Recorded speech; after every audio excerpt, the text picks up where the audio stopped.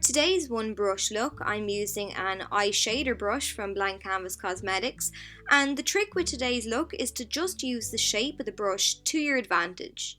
To prime today, I'm just using a powder foundation and killing two birds with one stone. It'll prep the eyes and also give us a nice base to start out on because the powder is highly pigmented and it has good coverage to it. I used the flat side of the brush to pack on the powder, and now I'm using the very tip of the brush to map out my eyeshadow guideline.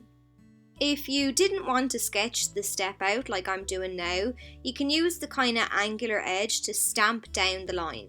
For the crease, I'm taking a little more shadow on the tip of the brush again, and I'm pressing it along the crease and then flicking the brush upwards. This is going to lay down the colour and blend it all in one swift motion. If you wanted to quicken up this step, you can take some shadow on the tip of the brush and rock it back and forward in the crease first. That way you will place down the colour all the way along the crease, and then you can blend it out by flicking upwards from that line that you've created. This brush's main purpose is to pack colour onto the lid, and it does that brilliantly.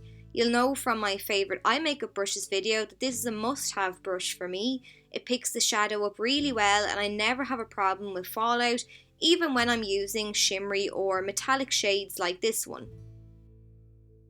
Using the edge of the brush again, I'm picking up some black eyeshadow and adding some depth to the look.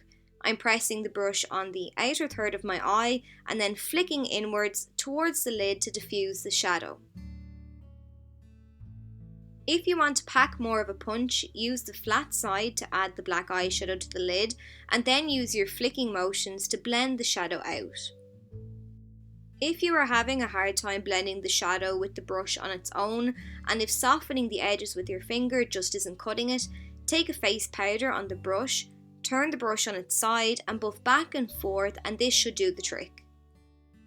I'm using the tip of the brush again to pack some of the colour we used on the lid down along the lower lash line, and then finally I'm using it to apply a highlight to around the tear duct of my eye and to also below the brow bone as well. Finally then, I'm adding some mascara to blend my own lashes in with the false ones, and then that's it. So I hope you enjoyed this video, and if you haven't seen my more innovative one brush video using a blending brush, I'll link that below. So thanks so much for watching, and I'll see you all in my next video.